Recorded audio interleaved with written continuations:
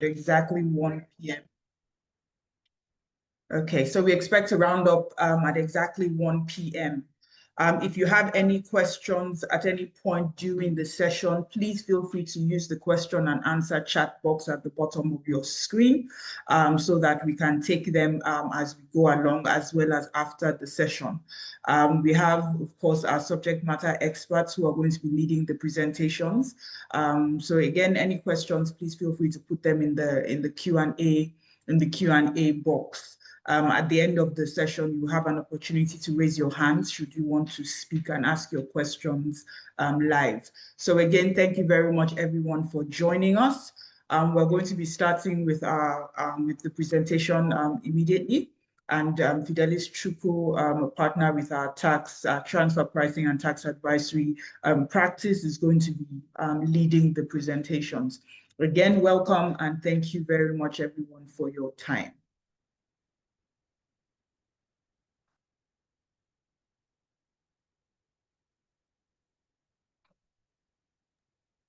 All right, thank you, Tina.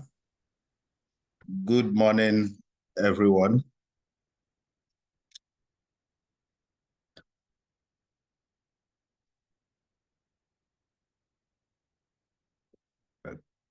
Can you see my screen?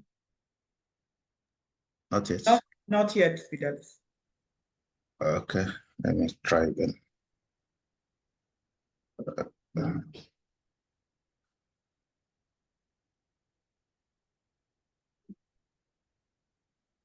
Please confirm if you can see my screen now.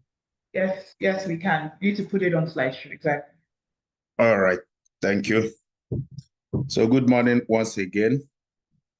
We'll be starting the conversation on understanding the Nigeria's new tax reforms, analyzing key changes and implications. Of course, we all know that this is one of the most discussed tax issues in Nigeria presently. Everybody wants to understand how the new tax laws affect him personally or affect people's businesses. So people want to know all these implications regarding the new tax laws. So today we'll be going straight to look at the issues. And of course, we all know that most times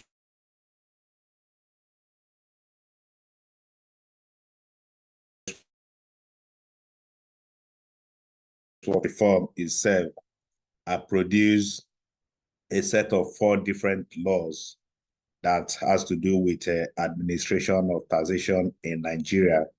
So we'll be looking at a general overview of those 4 acts before we then go into specific issues as it relates to taxation of individuals, business, chargeable gains, incentives, stamp duties, and all that. So those are the things we are going to cover in this presentation this morning.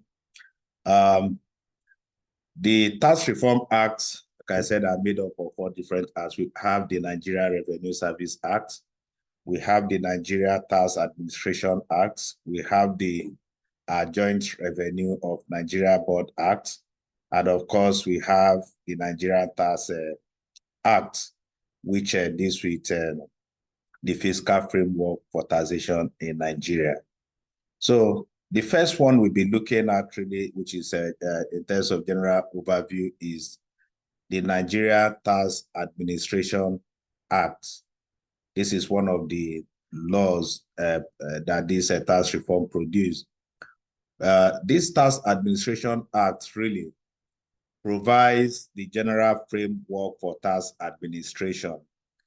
Before now, we have different laws. We have the Companies Income Tax Act, we have Personal Income Tax, Value Added Tax, Capital Gains Tax Act, and all other tax laws.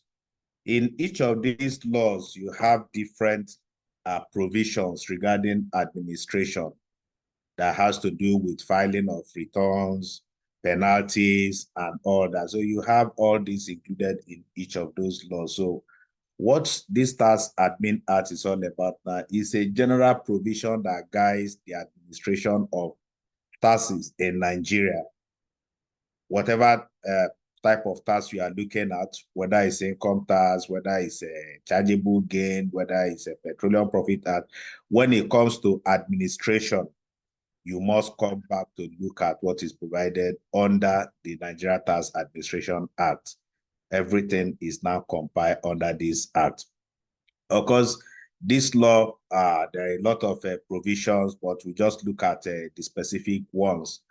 And the first one we look at, or the first provision, which is new that we have in this Nigeria Tax Administration Act, is a provision regarding mandatory registration for tax ID. So it's expected now that everybody, whether individual, companies, including government agencies, that you must register and obtain tax ID from the Nigerian Revenue Service. You must have that unique ID. And of course, financial institutions have now been given powers to obtain tax ID from their customers before they can operate their account. So whether as individual or business, it's expected that upon implementation of this law, before you can continue to operate your bank account, you must produce your tax IDs to the bank. Of course, this may not really change. Maybe the implementation or enforcement is what is going to change going forward. Because currently, too, you can actually not open a bank account as a business without you providing a tax identification number. But we wait to expect how this is going to change in the coming days. Now, of course, issues around filing of returns are also provided under the Tax Administration Act, whether individual, business, petroleum profit, petroleum companies, or returns regarding to royalties and all the different businesses, they are all provided under the Tax Administration Act. And we have issues around assessment and payment of tax. They are also provided for in this act. Tax refunds. Before now, issues of tax reform is kind of very complex.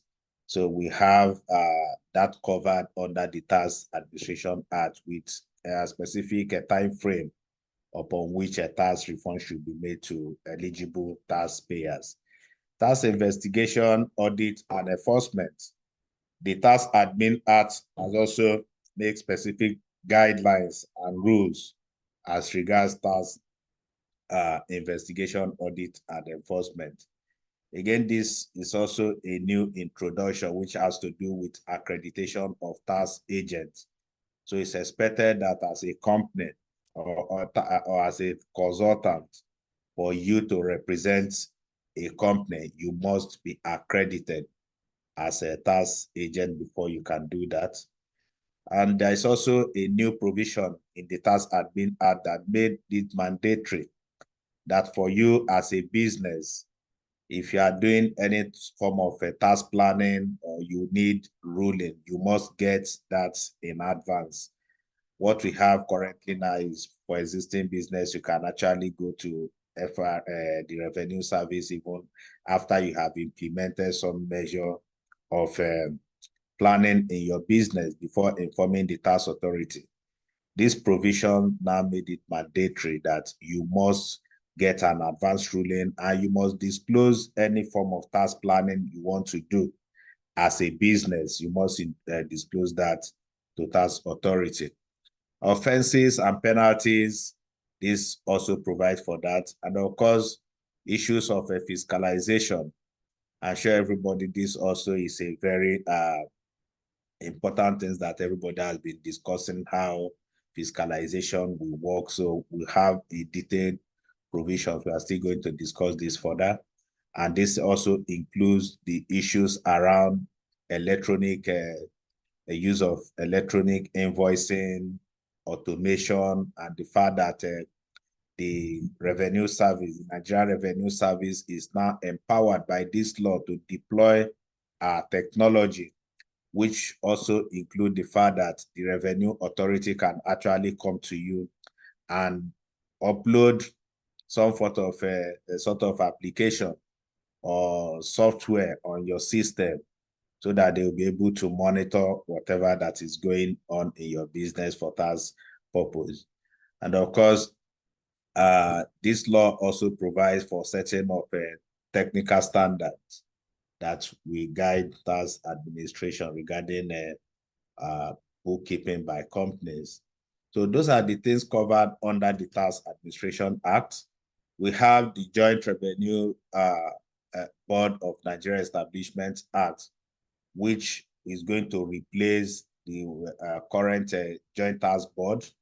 So all the functions of the Joint Tax Board will now be taken over by the Joint Revenue Board going forward. And under this act, we have the composition, we have the functions of the board. Of course, the function of the board include managing taxpayers' database, promoting tax compliance across Nigeria, and more importantly, the board is also going to be responsible for resolution of tax disputes among between state authorities or between the Nigeria Revenue Service and the State Internal Revenue Service. Tax appeal procedures, whatever that has to do with tax appeal, we also have this covered under the Act. And one key thing again that this Act also introduced is the fact that funding of a tax appeal tribunal has now been moved to go through appropriation by the National Assembly, so they don't need to rely on the Nigerian Revenue Service or State Internal Revenue or whoever to fund them. So they will be funded through appropriation. And I think that will make them to be more independent in discharging their duties. We also have an office of a tax ombuds that have just been set up. This office provides for optional dispute resolution in case as a taxpayer you are not happy or comfortable with a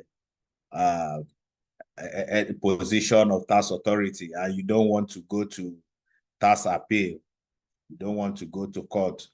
First, you can first explore the office of the tax ombud in resolving the issue. So this office will act as a mediator between taxpayer and the tax authority. But of course, if you cannot resolve that issue through the tax ombuds, you can then proceed to the tax appeal tribunal. So it's optional, not compulsory.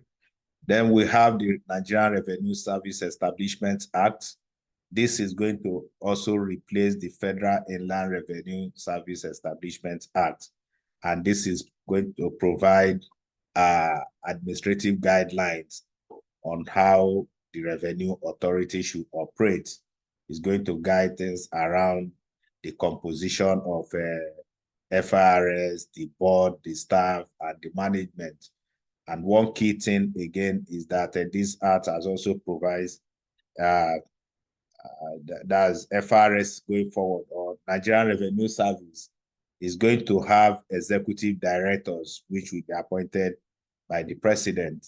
So this is part of what this has provided. And of course, the Revenue Service is charged by certain functions, which include assessment of persons chargeable to tax in Nigeria, collection of taxes, and administration of revenue that is accrued to government of the Federation. One of the reasons for changing the name of Federal Inland Revenue Service to Nigerian Revenue Service is the fact that it was believed that the name federal limits the role of the FIRS, because they are not just collecting revenue for the federal government, they are collecting for the government of the Federation. So that is more emphasized in this act. And the last one, which is the Nigeria Tax Act, which provides the fiscal framework for taxation of both individuals and businesses in Nigeria.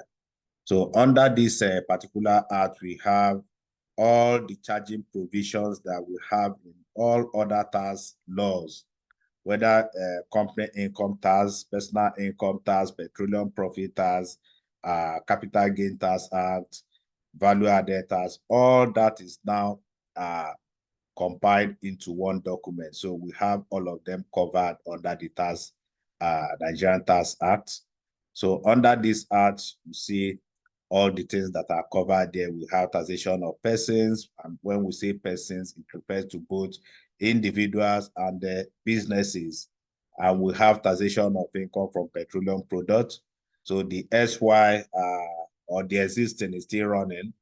The existing Petroleum Profit Tax Act and petroleum, the fiscal provision in the Petroleum Industry Act, and of course the deep offshore. We have all of them now covered under this act. We also have reliefs from double taxation.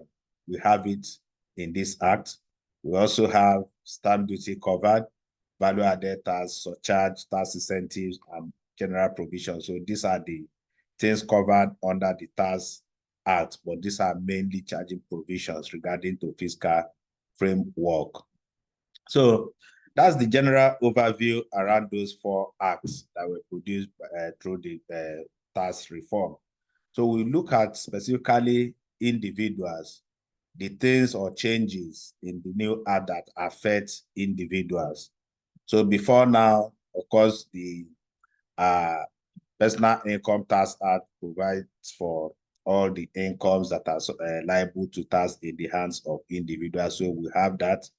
The only difference is that the Nigerian Tax Act has a kind of expanded the scope by bringing in some other income that we have in other laws. For instance, gains. We now have things like prizes, honorarium, and all that covered as part of income in the hands of individual. And we also have exemption under the Act. In the existing Act, for instance, we have minimum wage earners exempted from personal income tax. So under the new Act, anybody earning less than 800,000 is automatically exempted from tax, because there is under the new tax table, income of 800,000 is subject to 0% tax, which means if you earn 800,000, you are not liable to payment of any tax. That is per annum, not per month, please. Not yeah. And of course, we have a relief. We have under the existing law, we have the consolidated relief allowance. This has now been replaced with what we now have as a rental relief. And this is lower of 500,000 or 20% of a rent paid. So in every year as individual in computing the relief claimable here, you need to look at what is your annual rent, compute 20% of it, and then compare with 500,000, whichever is lower. But the condition here too is that you must provide evidence. You must disclose information about the owner of the property. So the target here really is to make taxpayers, individuals, to disclose information about their landlord. So it's not automatic, which means before you can claim this, you probably will be expected to bring the receipt you used to pay your rent or the rental agreement. You must provide information about the owner of the property. We also have a BIK in respect of accommodation. Under the existing law, we have a provision around BIK in respect of accommodation, and this is applicable where the employer provides an employee with accommodation. Under the existing law, what you have is the total rental value will be taken as an income in the hands of that employee. But there is a better, or yeah, a better deal for taxpayer now. This is now limited to 20% of gross pay, which means if your employer, for instance, has paid the rent on your behalf, you have to then compare 20% of your current gross pay, excluding the rental value. You need to compare with the rental value itself. So whichever is lower, it must not be more than 20% of your gross pay, right? So that is the new provision regarding BIK. We also have new rule for taxation of non-resident employees. So non-resident employees, before now, if you are working, you are not resident in Nigeria, but you work for a Nigerian company and your salary is born here, we have all that rule stated in the act. So there is an exemption now in the law that if you don't reside in Nigeria, you earn salary from Nigeria, provided that the employer is a startup or a company that is engaged in a technology-driven services. The income of such employee will not be subject to tax in Nigeria. Again, provided that the employee has also paid tax in his country of residence, to avoid a situation where you are exempted from tax in Nigeria and you are also not paying tax in your home country or where you live. So that is also a new rule. There is also another rule regarding share of profit by non-resident individuals from Nigerian partnership. So this is also newly introduced. If you live outside Nigeria, but there is a business or partnership in Nigeria where you share from the profit, regardless of the fact that you don't resident in Nigeria, such share of profit will be liable to tax in Nigeria. So that has just been introduced. In computing annual tax payable, we have certain deductions that are allowed for individuals, which of course is still the same with what we have under the current law, such as contributions to some approved bodies, National Housing Fund, insurance, pension contribution, and interest on loan for developing owner-occupier, and the annual premium paid for life insurance. Maybe the person or the spouse is allowed as a deduction. So these are the deductions that are available. We also have a clear provision for presumptive taxation. And this is applicable where the chargeable income of an employee cannot be easily ascertained. Then the tax authority can then assess such person under the presumptive tax regime. So this is also new, even though before now tax authorities also try to apply this. So we have clear provision around this now. And then we have a new provision regarding definition of who is a resident individual in Nigeria when it comes to tax. We don't have this provision under the existing law. We don't have a clear provision that define when a person is tax resident. So we have this rule also now clearly spells out, and it includes an individual that is domiciled in Nigeria in a year of assessment. So if you live here, ordinarily you are subject to tax here. If such person also has a permanent place available for his domestic use, or the person has a place of habitual abode in Nigeria, if the person also has substantive economic ties in Nigeria, or come or visit to Nigeria and spend not less than 183 days in a 12 calendar month, then such person is deemed to be tax resident in Nigeria. So this is a new rule under the Nigerian Tax Act. So those are the major gist or overview around the taxation of individual. Now, the rate of tax has also changed. What we used to have or what is still running, actually, you have the first 300, next 300, taxable at a very lower rate starting from 7%. So we have a new rate which will be applied across. So the first 800,000, like I mentioned earlier, is taxable at 0%, which means it's exempted. So this is available to everybody. When you are doing your tax computation, you start with the first 800,000, and that will take 0%. And then the next 2.2 million will be taxed at 15%. And that will give you 330 million, which means if you earn 2.2 million, for instance, in a year, you are not likely going to pay up to that amount because the first 800,000 would have been at 0%. And the balance in that case will be taxed at 15%.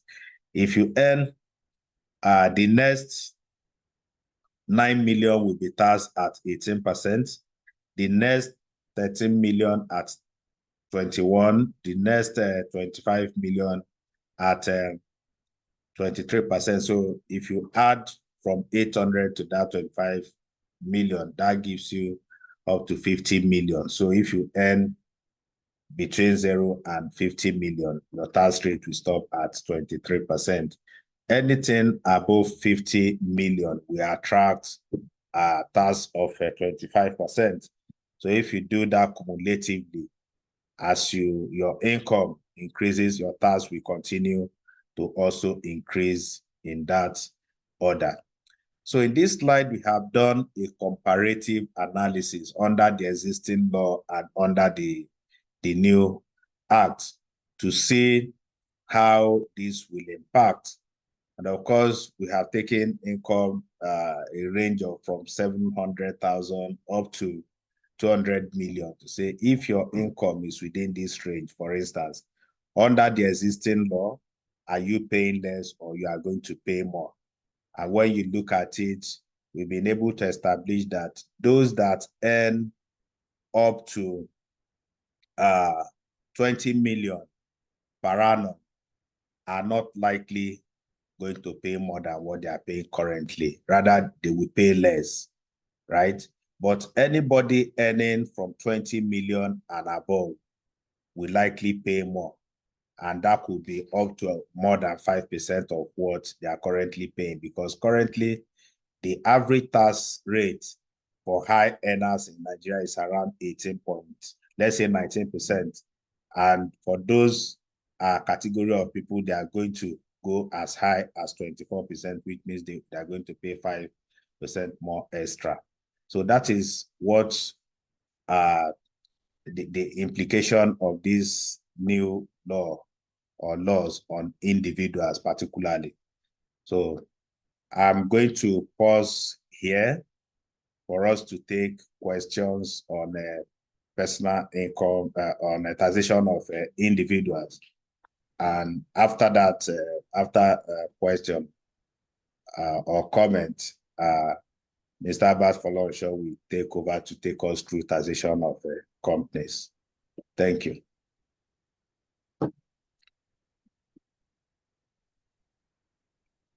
Tina, are you checking chat box? Do we have comments, or we are going to take that at the end of the session? We take all the questions together. So we said we will take Q&A at the end of the session, but there are some questions in the Q&A box which the panelists have already been attending to. There are three that are not yet attended to. So if you want to take those, otherwise we wait till the end.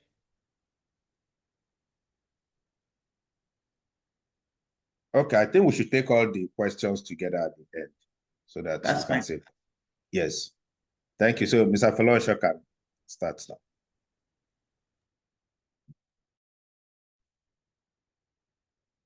Okay. Thank you, Fidelis. I think I can share my screen now.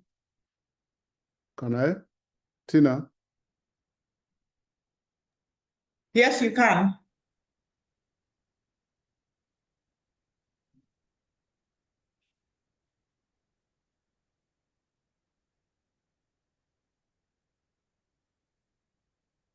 Can you see my screen now? Yes, it's up. Okay. Where are we?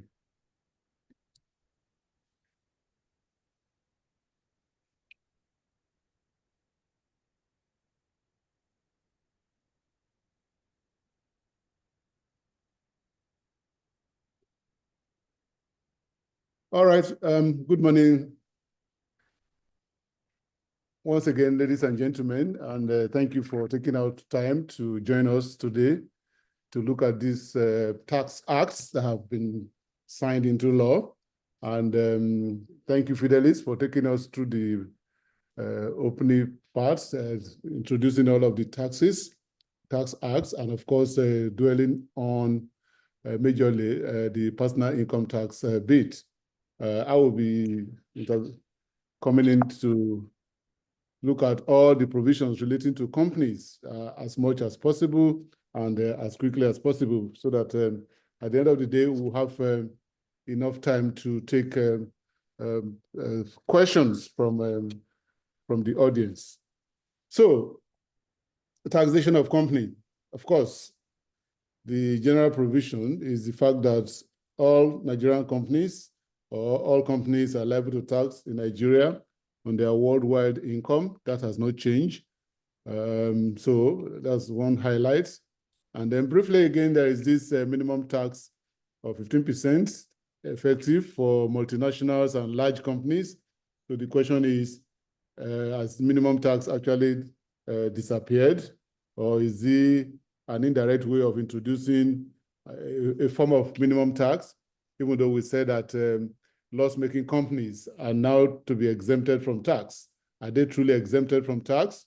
But the good news is that any expense on which VAT is due, now you must provide evidence that you have paid the appropriate import duty and levy. You know, why is that good news is the fact that a lot of people have asked me, how will that be possible? Are we going to give evidence of payment of VAT on even expenses, I mean, small expenses and all that? Again, we have the common income tax rate remaining at 30%. That is not good news in any way. The expectation is that the tax rate will reduce since we are competing in a global space where corporate tax rate, I mean, direct income tax rate are reducing, while indirect taxes are increasing. Of course, we hope that something will still be done on that. We have the development levy of 4%, which replaced all the mark taxes, and this is to consolidate the deduction or the payment relating to those other mark taxes. 4% plus what we have of 30%, is it too high? If you ask me, I would say yes.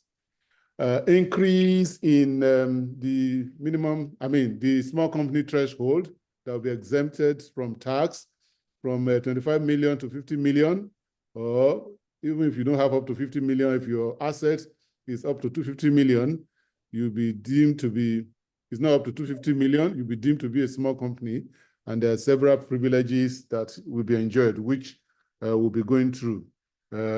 Again, 50 million a small company. Are they not more like a nano company now or micro? Time will tell.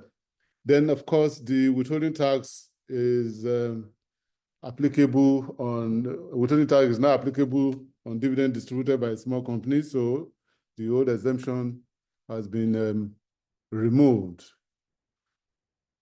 Okay, so other highlights include the fact that you know, non-resident companies who does not have PE or SEP, significant economic presence, or permanent establishment are liable to a minimum tax of 4% on their income or on the income generated from Nigeria. Remember that if you have a PE in Nigeria, you're liable to tax like any Nigerian company. If you have significant economic presence in Nigeria, you are required to even file your return like a Nigerian company and pay tax on the income attributable to your operation in Nigeria, okay? But if you don't have all of that, and probably your income is not liable to withholding tax, then you will still be expected to pay a minimum tax of 4%. For me, this is targeted majorly at non-resident insurance companies that are any premium income, maybe through reinsurance activities by a Nigerian company, okay, such may be exposed to a 4% minimum tax on their premium. Then we have the next one, which has to do with the CFC rule, the Controlled Foreign Corporation Rule. When we say control, we're referring to subsidiaries of Nigerian entities that are not in Nigeria. If for whatever reason they are deemed to have made money and on which they should have declared dividend, where they fail to declare such dividend, the tax authority have the right to assume that such dividend has been declared or has been distributed, and whatever is supposed to be deemed to be part of or coming to the Nigerian holding company will be taken as income in the head of the Nigerian company and subjected to tax. It's just a direct copy from what we have in the UK tax law. An example is here for us. We are saying that if you have an XYZ, a subsidiary of a Nigerian company that is incorporated in Cayman Island, and of course, you know that they are mostly non-operating, okay? They are more or less to avoid majorly tax and other things.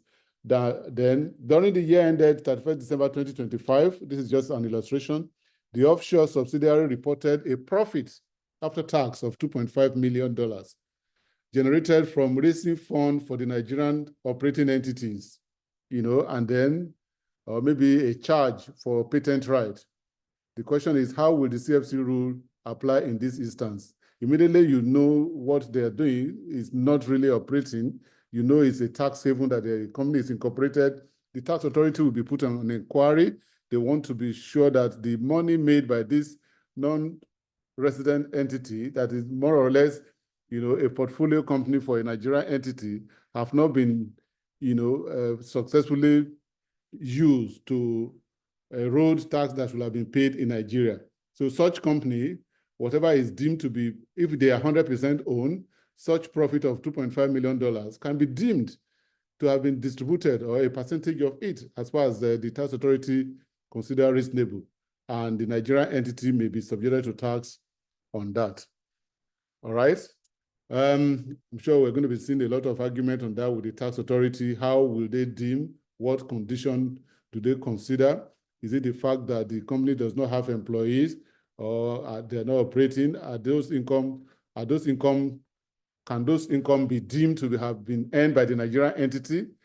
Okay, or can they be earned even without the assistance of those entities in the tax haven?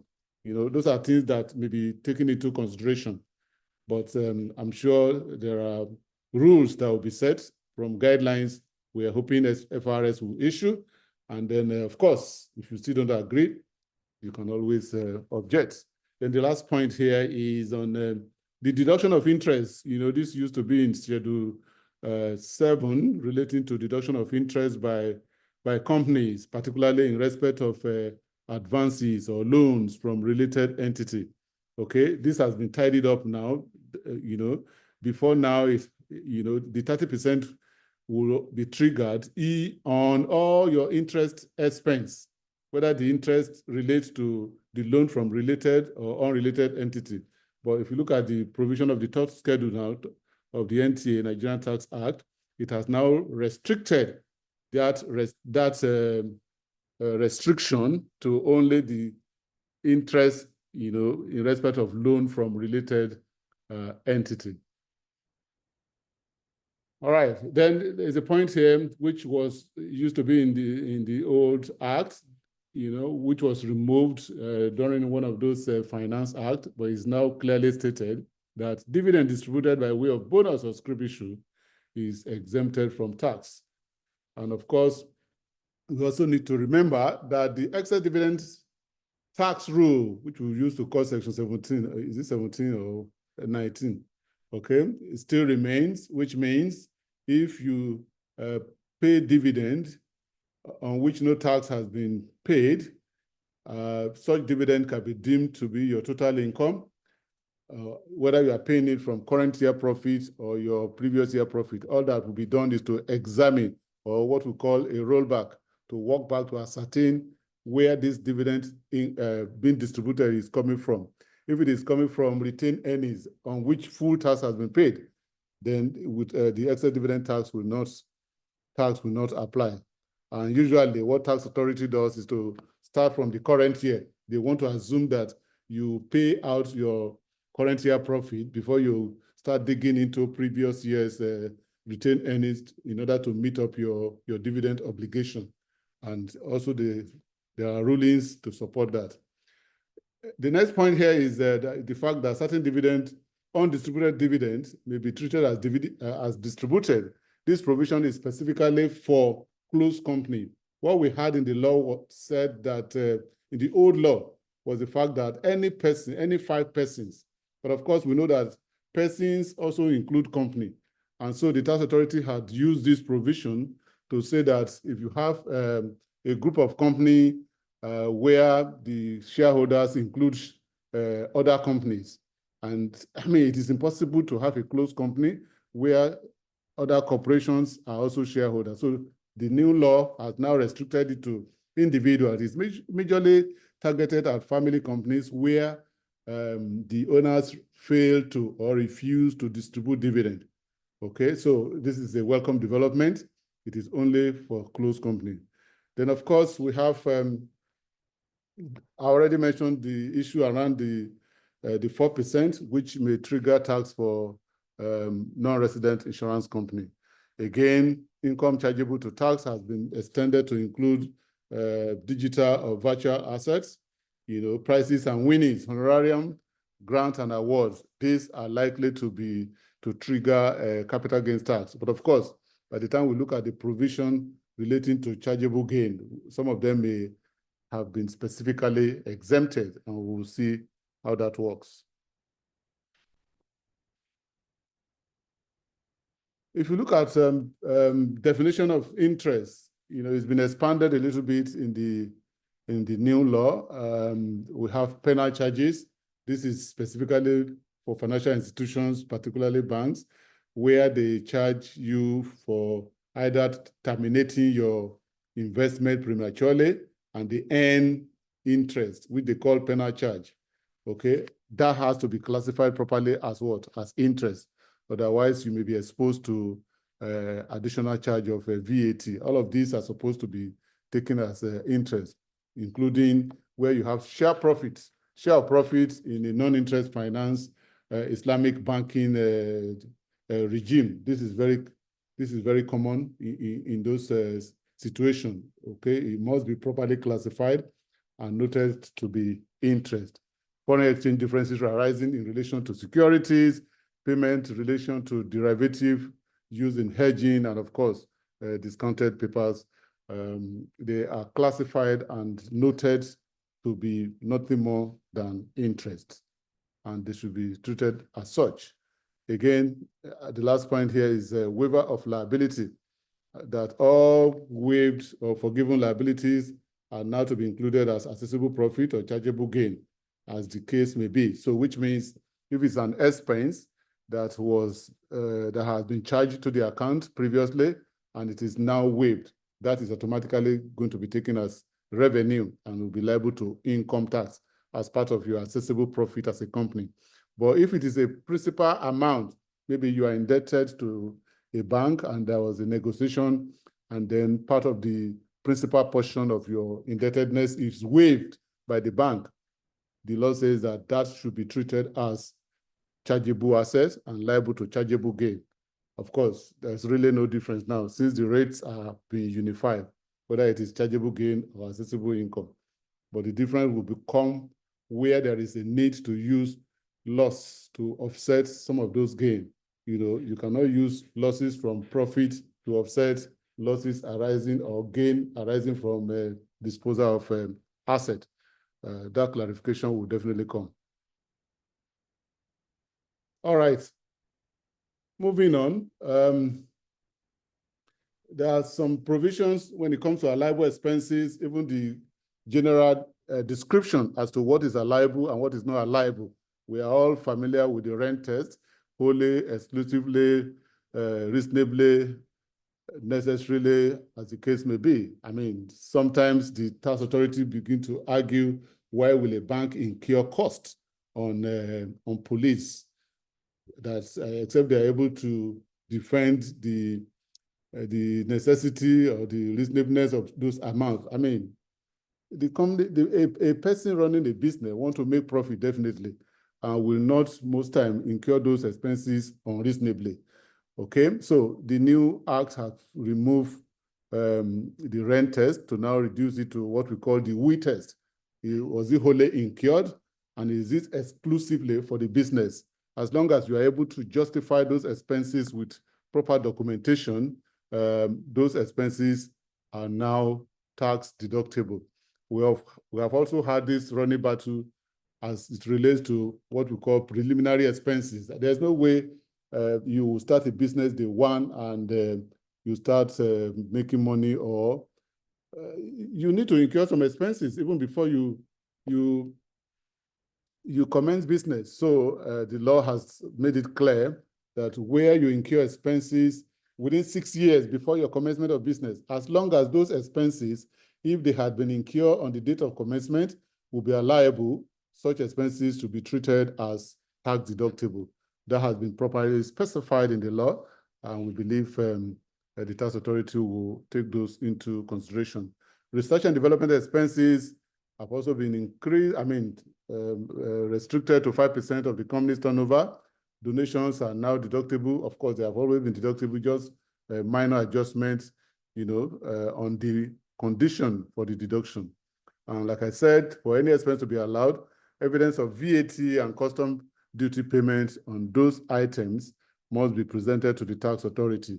Since we are running away from necessarily and reasonably, they have brought in behind the door or into the law, whether it's behind or somehow, that the fact that you must produce those documentation. And again, also trying to insist, to ensure that there is full compliance with VAT. Now that you are going to be allowed to claim your input VAT, that should not be a problem at all, since you are going to be using the same documentation to claim your input. It is also clear that those expenses will have been incurred to justify the expenses you have incurred. And then the last one here, which has to do with doubtful debt estimated in accordance with the generally acceptable accounting principle, either IFRS or even financial institution provisions. The law says that those must be the basis, for allowing deduction for impairment, doubtful debt, and whatever general provision that it has to do. Okay, so this is briefly on lottery business. Before this new tax act, tax authority or taxpayers that are into lottery business had the opportunity of either filing their returns and using the provision of the Companies Income Tax Act, or who use the National Lottery Act of 2017, which allowed them to pay lottery tax at 7% and not be liable to some taxes and all that. But this provision has deleted that Lottery Act. And so whatever type of lottery business you are into, gaming and all that, such companies are now specifically expected to file returns under the Nigerian Tax Act and pay corporation tax like any other company at 30% and development levy at 4%. Of course, there are provisions to allow them to make deduction for certain expenses that are peculiar to the lottery business.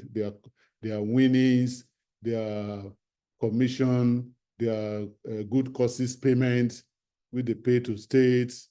The federal government, the payment to the federal now has been removed by the Supreme Court ruling, so we don't expect them to make any good cause payment or pay to the National Lottery Regulatory Commission any longer, okay? But you still have to pay to the state where you operate. All of those are peculiar expenses relating to lottery business, and they are now all compulsorily liable to corporation tax at 30%, development levy at 4%, as opposed to 7% on their income that was obtainable before now. All right. Then we'll move on to this top-up tax in Nigeria. The Nigerian Tax Act introduced what we call the minimum tax, the effective tax rate. This was to align with the OECD provision on Pillar 2 that requires companies in multinational group with a turnover of not less than 750 million euro a year to be exposed to a minimum tax of 15% of their profit. Okay, the 15% is arrived at, or is to be arrived at by dividing what is called the covered tax by the net profit before tax. And the net profit before tax is adjusted, with certain deduction. But I will just focus on what has been included in our law, which is the fact that, yes, the 50% has come. It is also a minimum tax. It is limited, or it is applicable to all multinational group, without even stating the fact that there is a threshold of 750 million euros. Okay, and it has been extended to all companies that has aggregate turnover of not less than 20 billion.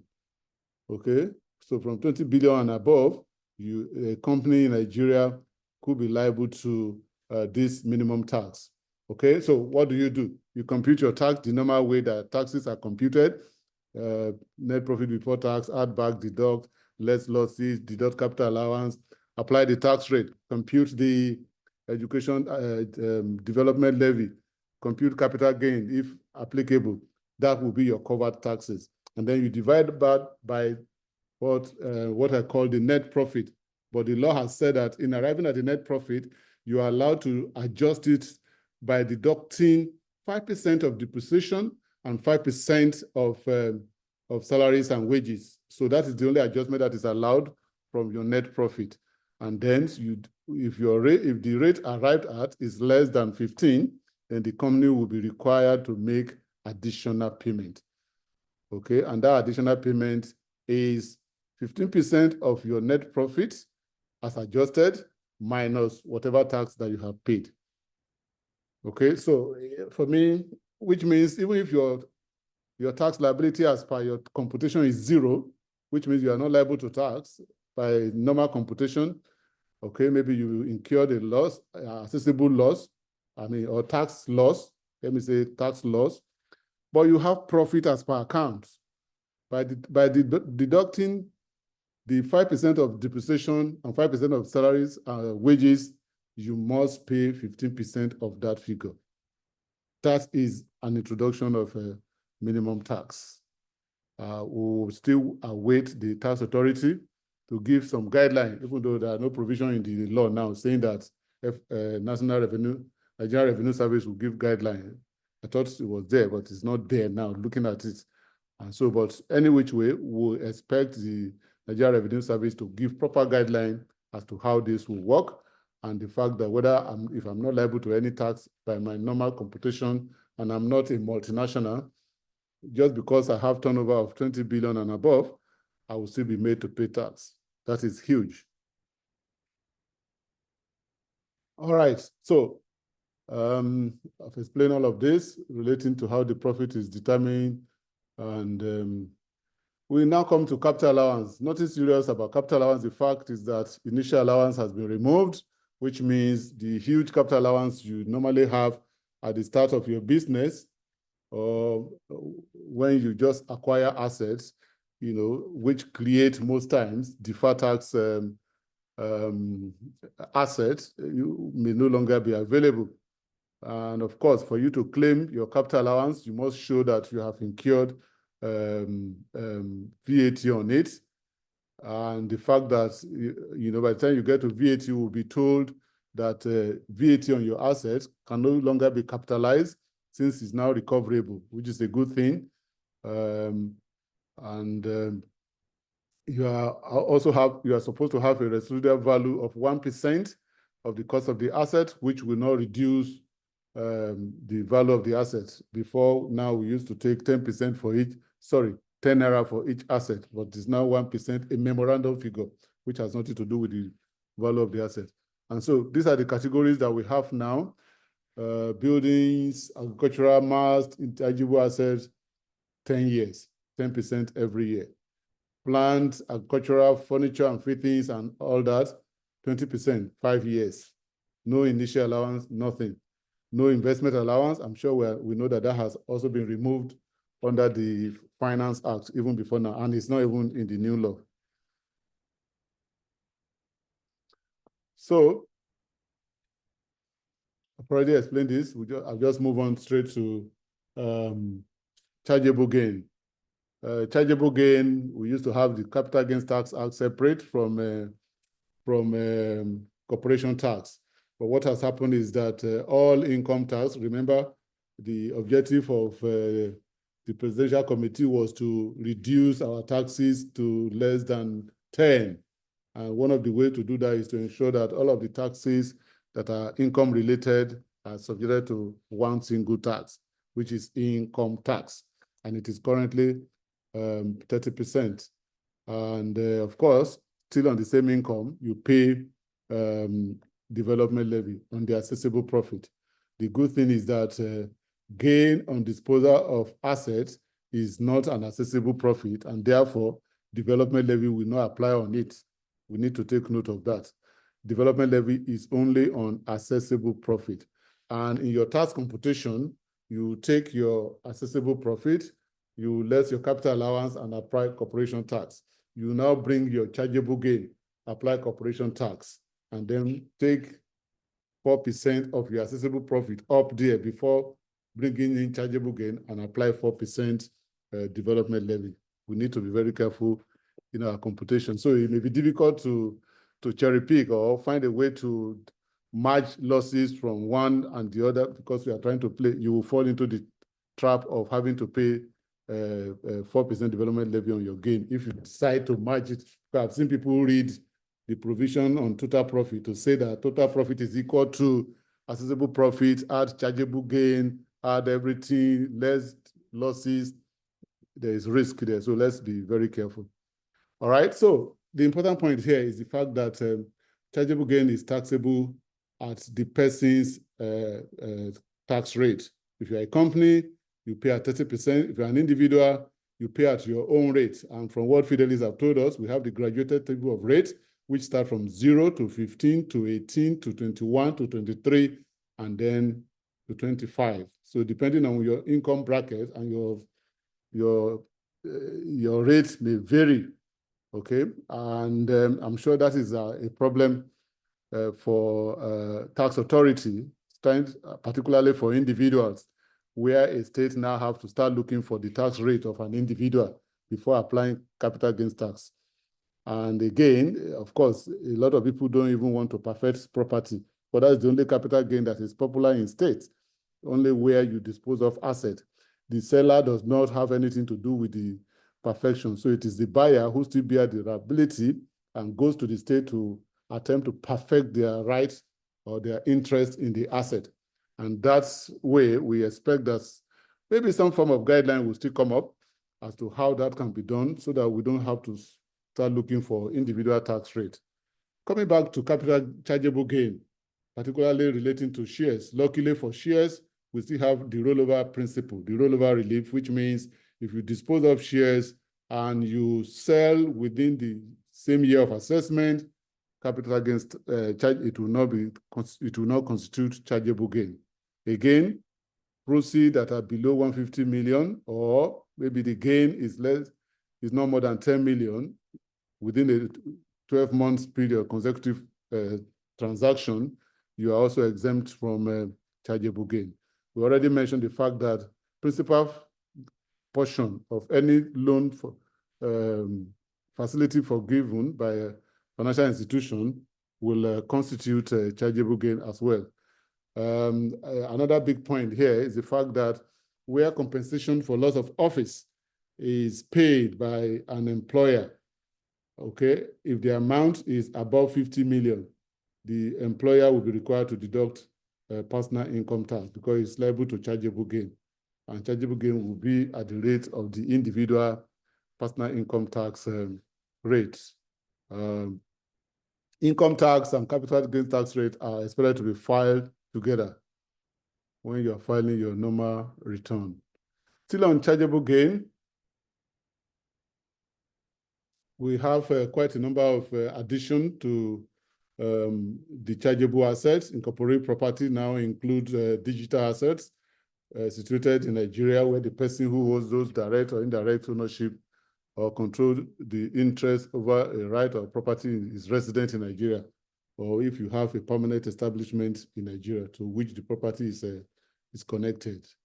Again, the provision of Section 46 says that shares in a foreign entity are deemed located in Nigeria if at any time during 365 days preceding the disposal, more than 50% of the value of the share is derived directly or indirectly through one or more entities. You know, this is speaking to a situation where we have indirect divestment in Nigeria entity. Maybe you own shares in a Nigerian company using an entity that you incorporated, you know, outside Nigeria, maybe in Hong Kong, and you decide to sell your interest in Nigeria entity, not directly, but by just relinquishing your ownership in the Hong Kong entity. You know, with this provision of Section 46, it can trigger taxation in Nigeria, which means if the interest of the Hong Kong entity in the Nigeria entity is not less than 50%, or it relates to an asset that is situated in Nigeria, and you dispose your interest in that foreign entity, it is possible that tax will be triggered in Nigeria. We'll wait for how tax authority will track that. But of course, you know that there are some, based on the arrangement that Nigeria has with some country, exchange of information, even when you have balances in your foreign account now, it is possible for those countries to report to the tax authority that so and so have so much in this account in our country. Please check whether the appropriator has been paid. So it is not likely to be very difficult for tax authority to track all those disposals. And it's something that we need to also take into consideration. That's what I call the indirect transfer of shares, that where a non-resident person disposes shares and it results in a change in the ownership structure of the Nigerian company. The owner of the assets located in Nigeria or the gains accruing from such disposal shall be deemed to be taxable in Nigeria. Again, for aircraft or ship owners, particularly those used in international traffic, CGT may also arise, or chargeable gain, where the owner is resident in Nigeria or the owner has a permanent establishment in Nigeria to which the ship or aircraft relates. These are very critical areas that business owners need to take particular attention and be sure that they are not exposed to some of these taxes. Some of them can be avoided. I can decide to dispose. I don't need to have 50% ownership and all that. But today is not for tax planning, because even if you do tax planning now, the law says you must disclose to the tax authority. Next is the Economic Development Tax Incentive. We used to call it the Pioneer Status Provision, but it's now called the Economic Development Tax Incentive, and the Pioneer product are now referred to as the priority sector. The provision is not too different from what we have under the Pioneer, the old regime, except for the fact that some benefits have been withdrawn. One is the fact that dividend paid from profit of the priority sector now are no longer exempt from tax. You will be liable to your withholding tax. Two is the fact that assets acquired during this priority period, unlike what we had under the Pioneer status, are not deemed acquired after the Pioneer period. They are acquired and you would compute your tax like any other company. So as even during your Pioneer period, there's nothing like accumulating the profit for the Pioneer period. You will do your individual yearly income tax computation, whatever tax you arrive at. As long as you meet all the conditions, you will not need to pay the tax. However, If you have acquired asset and used the asset for the business, the appropriate capital allowance will be computed and utilized in reducing your accessible profit to arrive at the tax liability, which will not be paid. So the pain here is that your assets are being utilized, are being depreciated for tax purposes, so that even when you become liable to tax after your 5-year period, you will only have your tax written down value to utilize, if any, after the priority sector. That is what we now have. That is what is in the law. In addition, there are now thresholds. There are there's a limit. There are specified minimum investment that you must do before you can enjoy those incentives, ranging from 30 million to 200 billion. And again, there is now sunset. You cannot be pioneer forever. You cannot be priority sector forever. Okay? There have been specified number of years within which a particular industry can be on the priority list. After those period, a new business going into such sector will not enjoy the benefit. These are new things that have been incorporated into the economic development tax incentive. In addition to the fact that as a pioneer company or as a priority sector company, I'm just using them interchangeably for understanding. As a priority company, if you are a large company with over 20 billion turnover, the minimum tax under the Pillar 2 top-up tax will still apply. And you cannot use, there's even no credit. You cannot use those tax credit to offset any tax that is coming off from the top-up tax. It's really very huge. The focus is that if those entities don't pay those taxes in Nigeria, they will be made to pay it by their home country, where they are a subsidiary of a multinational company. And so in order to avoid a situation where taxes that should have been paid in Nigeria are ceded to other countries, this provision says that, can we just take the tax in Nigeria and enjoy it? All right? So that is the main provision. You will still have to pass through the NIPC, after you have looked at the fact that your product is within the priority sector, you go through the NIPC, who will follow the normal procedure to ascertain whether you are eligible. They will ascertain the quantum of asset that you have acquired, and then issue you a development tax incentive certificate, which you hold, and it's applicable for only 5 years, even though if you don't make distribution during the priority period, you may be given opportunity to enjoy additional 5 years. But ordinarily, it should be only 5 years. But it is possible now to be up to 10 years. All right? These are just all the points I've explained. All the cancellation, whatever you do that will result into pioneer being cancelled, also still apply in this case. And these are the priority sector and the number of years. Pioneer period is 5 years. Tax payment is exempt. You don't pay the tax, you compute the tax, you consume your capital allowance very painfully, and it's sunsetted for a particular period and all that. All right, moving on. So you can check to be sure. But of course, whatever incentive you have now, you are allowed to enjoy it until it expires before this priority sector and economic development incentive will kick in. But there's some good news here, which is where it comes to merger, acquisition, and takeover. Before now, there are strict provision in the Section 29 of the repealed CITAM that does not allow people to enjoy losses when there is merger.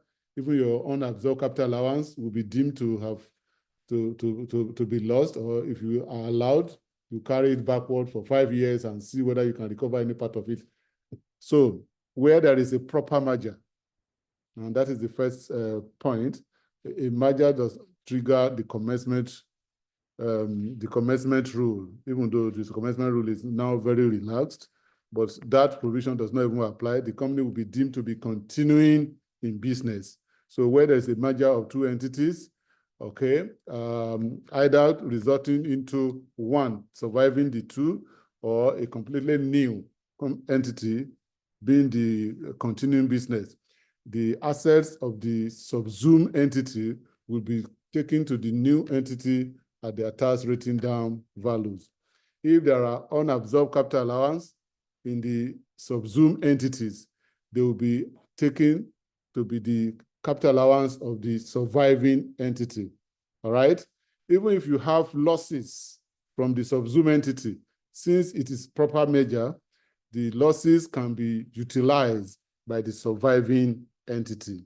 In addition, if you have credit notes that have not been used, maybe you have so much withholding tax credit and any of the entities and they have not been used, the surviving entity is now allowed to utilize those credit notes where you have a proper measure. But of course, if it is a sale, transfer resulting in cessation, the old provision apply, you apply the cessation rule, capital allowance cannot be carried forward, the net book value is not the value of the new asset of the new entity, it is the amount that they pay that will be taken as the value of the asset.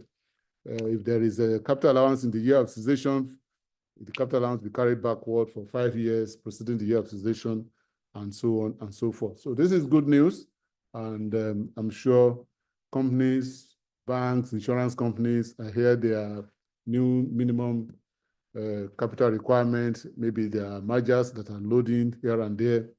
This will help a great deal come January. And then before I hand over to the next person, let me just talk about the free trade zone entities. The free trade zone entities are those that operate in a free trade zone, or what we call the export processing zone. Okay, and the original conception is the fact that there are entities that are fully registered within the zone are deemed to be outside Nigerian territory and outside Nigeria fiscally. Okay, so, but there are amendments to the provisions now. But of course, the fact remains, if you are in a free trade zone and all you are doing is within the free trade zone, or you are into full export of what you are producing, you are exempt from paying tax in Nigeria. Okay? 2, if what you sell into Nigeria, custom territory, anything that you sell into Nigeria is deemed to be sold into the custom territory, is not more than 25% of your sales, you are still exempt from tax. And that continues until 2028. From 2028, whatever you sell into the custom territory, even if it is not more than 2 or 1%, you will pay tax on that proportion sold into the custom territory. And that is the new provision. 3 is the fact that for companies that are in the free trade zone, you are also not, absolved of the requirement to pay the top-up tax if you are a member of a multinational group with turnover of not less than 750 million euro. Okay, I hope that provision still subsists. The only complaint or another requirement here is the fact that for you to enjoy all this incentive, you must produce evidence. If you say you are exporting, you must produce evidence that you have actually exported by providing evidence of how much you have repatriated in cash or how you have utilized your export proceed, either in acquisition of raw material or plant and machinery for your business. These are conditions that are in paragraph 10 of the second schedule to the Nigerian Tax Act, which we are now obligated to follow. So those are the specific provisions relating to free trade zone. Again, they are more closer to Nigeria now than we used to have them, which means the tax authority have now given them certain obligation, filing of returns, helping as agent to deduct VAT and withholding tax here and there. So they are no longer as free as we used to know them. And that is also not a good thing. And then finally is the introduction of the surcharge on fossil fuel, mainly fuel, which means if the president triggered this provision, because what the law says is that if the president can trigger this provision by probably issuing, I don't think he needs to issue an executive order, okay, that come after 1st of January 2026 or at any time thereafter, that every sale of fuel in Nigeria will carry a surcharge of 5%, okay? That is what we have in the law. And of course, it is specifically on premium motor spirit, PMS, because it has excluded renewable energy products, household kerosene, cooking gas, compressed natural gas, and all of that. Okay, so it requires an order to be issued for it to commence. And that is a very veritable source of revenue for government. We hope that such funds will be properly utilized. Thank you, Tina. I would like to stop here so that Stella can take us on anything that has to do with oil or mineral rights. Thank you, Mr. Folorunsho. Thank you, everyone. Most of your questions have gotten answered in the Q&A box, but please keep them coming if you require any clarification. So Stella is going to be taking us through the specialized oil and gas changes. Stella, are you sharing your slides, or Mr. Folorunsho, you want to keep yours up? Okay. So Stella, please go ahead and share and take us through the changes within the oil and gas sector. Thank you. Okay. Good afternoon, everyone, and I hope you've been enjoying our presentation so far. I'll be taking you on the key changes in the oil and gas industry. Okay, prior to the enactment of the Act, the oil and gas industry has been governed, the fiscal regulatory framework has been governed under the Petroleum Industry Act, the Petroleum Profit Tax Act, and the Deep Offshore and Inland Basin Production Sharing Act, and of course, the Company Income Tax Act. But with the enactment of the Nigerian Tax Act, we saw that the PPTA would now be repealed. Same for the Deep Offshore Inland Basin Act and the Companies Income Tax Act, and they all have come into the Nigerian Tax Act now. However, the Petroleum Industry Act will still be in existence, except for some parts of the fiscal framework that has been deleted and then now incorporated into the Nigerian Tax Act. So I would go into the changes, the key changes in the oil and gas industry. So I'll start with the eligibility for hydrocarbon tax. In the Petroleum Industry Act, Section 263, it clearly stated that deep offshore and frontier basins would not be liable to the hydrocarbon tax. However, that has now been changed, and deep offshore companies that have converted their licenses will now be liable to hydrocarbon tax. So this will also apply to even new licenses under the deep offshore. So for those who have converted and those new licenses under the Act would now be liable to hydrocarbon tax.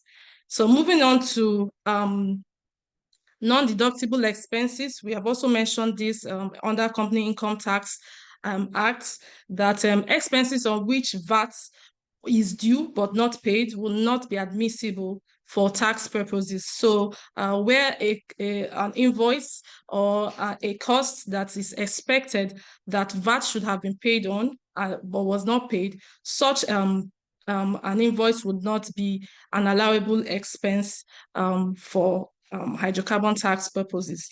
Now, for annual capital allowance, under the PIA, we used to have 20% for the first 4 years, and then 19% in the final year, in the 5th year.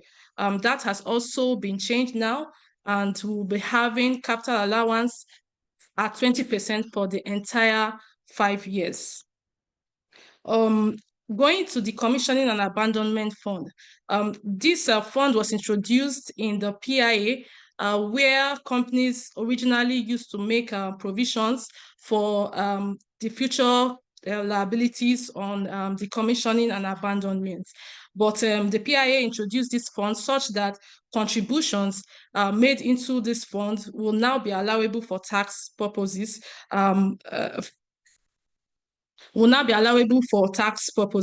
However, the Nigerian Tax Act has now added an extra provision stating that these contributions will only be admissible if 30% of this fund is domiciled in a Nigerian bank, and which will also be accessible to the Commission. So where we have 30% of this fund domiciled in a Nigerian bank account, the contributions to this fund will be a tax-deductible expense.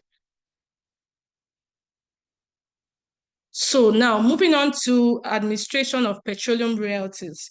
Before now, this is also a major change in the Nigerian Tax Act for the upstream oil and gas companies. Before now, we used to have royalties being administered by the NUPRC, but now administration would now be by the Nigerian Revenue Service, and this is just in line with consolidating the means of collection for the government. So the NRS will be in charge of collecting royalties for upstream companies as well.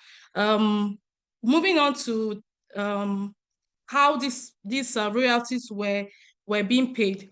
Before now, we could either pay royalties either in cash or in kind, that is a form of royalty oil. But now royalties would only be paid in cash, and that's because the administrator will now be the NRS. So there's no way they would be receiving oil in place of royalties. So it will only be paid in cash. Then moving on to business reorganization in the oil and gas industry. Before now, where business reorganizations were taking place between related parties, unutilized capital allowance could only be transferred if they remain related for 3 consecutive years after the restructuring took place. That provision now has been replaced and removed. There's no limitations anymore under the Nigerian Tax Act. So in a business reorganization, unutilized capital allowances, losses, withholding tax credits can be transferred to the new company without any time limitations. Then investment tax credits. Before now, under the Deep Offshore Inland Basin Production Sharing Act, deep offshore companies were entitled to both investment tax credits and investment tax allowances. But now, the only incentive available for deep offshore companies will be the investment tax allowance. So the investment tax credit has been taken off.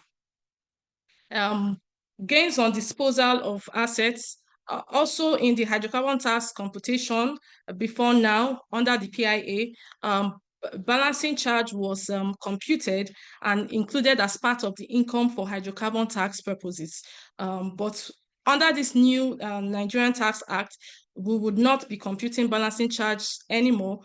Instead, gains on disposals will be determined and taxed under the income tax. Also, we've seen that under the production sharing contracts, those contracts were usually reviewed after every 15 years. But now the duration has now been reviewed to 8 years, has been cut short. So production sharing contracts will now be reviewed after every 8 years.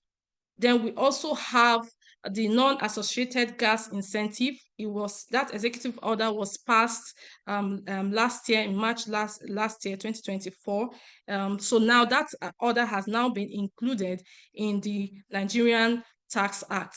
So we are moving on now to development levy. We have our partner also mentioned that the introduction of the development levy of 4% of accessible profit will now apply. Before now, licensees and lessees were entitled to pay tertiary education tax, NASENI, and PTF. So that has now been replaced with the development levy at 4% of accessible profits. So moving on to other administrative provisions required for oil and gas companies. There has been the introduction of midstream companies engaged in liquefied natural gas. They are now expected to file estimated tax returns 2 months after the commencement of a new accounting period, just like the upstream companies do. So midstream companies engaged in liquefied natural gas will now be filing estimated tax returns, and they will also be paying monthly installments, just like the upstream companies. Then we also have that, I also mentioned that the royalties will now be administered by the NRS, and it is also expected that there will be they will also be filing returns, monthly returns of their monthly royalty returns on the 14th day following the month in which the royalty was incurred. And they'll also be filing an annual return at the end of the year. That's 5 months after year end. You will also be expected to file an annual royalty return. So you will file a monthly return and then also file annual returns for royalty. We also have mining royalties. It's also expected to be filed on the 21st day of the following months. After you compute, you also file just like all the royalties on that upstream. Then we also have that this fossil, Mr. Folonshaw mentioned fossil fuels surcharge. It is also expected that you are going to be companies in this in the industry will also be filing the returns for their fuel product surcharge on the 21st of the following months, in which they have collected this made these collections. So every month you also be filing fossil fuel surcharge. So, and then finally, it's expected that tax refunds will be made 90 days after an audit has been carried out, and it can also be set off against other tax liabilities, while VAT refunds can be applied for and be paid can be applied for within 12 months and will be paid in 30 days. We know that this is peculiar to the oil and gas industries, where they incur input VAT, but are not able to recoup their output, recoup their input VAT from the output VAT, because the output VAT has already been deducted at source. So the option and the way to go is to go through the VAT refunds if they are applied within 12 months, and they provide all the necessary information that will be required. It is expected, according to the NTA, that these refunds will be made within 30 days. And that will be the end of my presentation. Thank you very much. And I'll be handing over to the next speaker. Thank you.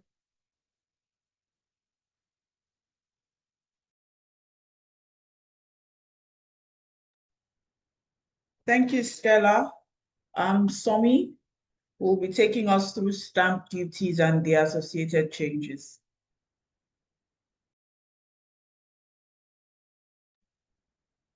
You're muted, Somi. Okay, can everyone hear me now? Yes, please. Great. Thank you very much. Good afternoon, ladies and gentlemen. My name is Oluwasomi Ogusowo, and in the next few minutes, I'll be taking us through the changes brought about by the Nigeria Tax Act to the Stamp Duties Act. Now, before 2019, right, the Stamp Duties Act have been largely overlooked. This is despite being the oldest tax legislation that we have since 1939. And other than the incorporation of companies at the CAC, increase in share capital also at the CAC, as well as registration or perfection of title at various land registries in the states, a lot of people are jettisoned stamp duties. Now, in 2019, the Stamp Duties Act was resuscitated, and then this resuscitation, because it was sudden, brought about a lot of uproar amongst taxpayers because an nationwide audit was carried out, a special back duty audit, which led to a lot of liabilities for taxpayers in all the sectors, from the banking sector to the oil and gas sector. And this has been generating some controversy since then about how the law is old and how it should have been amended. We would also observe that the Annual Finance Act that we've had from 2020 have barely touched Stamp Duties Act, other than the introduction of the electronic money transfer levies. And that's because the act in itself requires a wholesome revamp as opposed to amendments in piecemeal. Now, that amendment that has been long anticipated has now been effected by the Nigerian Tax Act, and we'll be going through some of their changes very quickly. Like I said, the Act is the oldest tax legislation that we have. It was first introduced through an ordinance in 1939, and that Act has finally been repealed now. Again, the stamp duty generally, we've had some questions even in the course of this session where people have been asking, how about stamp duty? Is it still in existence? Yes, stamp duty is still in existence. It's covered under Chapter 9 of the Nigeria Tax Act that will be effective in January of 2026. Now, what does stamp duty apply to? It applies to documents, also known as instruments for the purpose of stamp duties, that are executed in Nigeria or executed outside of Nigeria, but the subject matter relates to a Nigerian subject, either real property or service to be carried out, so long as the subject of that instrument is Nigerian-based, stamp duty is payable on such instrument.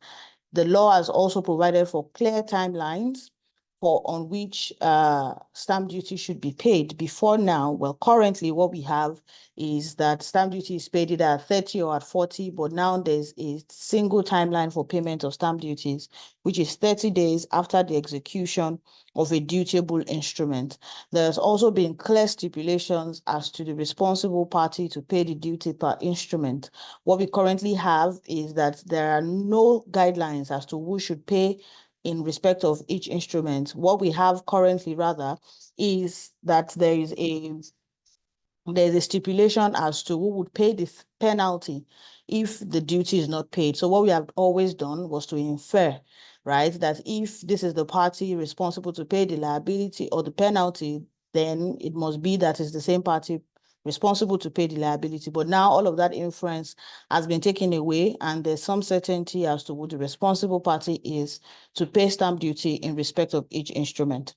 Again, one of the major issues that the Stamp Duties Act has currently is that the duty payable is not clear in terms of how it's been projected in the law. There's a lot of archaic language, and now the percentages or the rates, as the case may be, are now provided for in very clear and easy to understand percentages, such that you take a look at the table that is part of the schedules to the Act, and you can tell immediately what the rates of each dutiable instrument is. A major landmark in this provision is also the introduction of thresholds for exemption.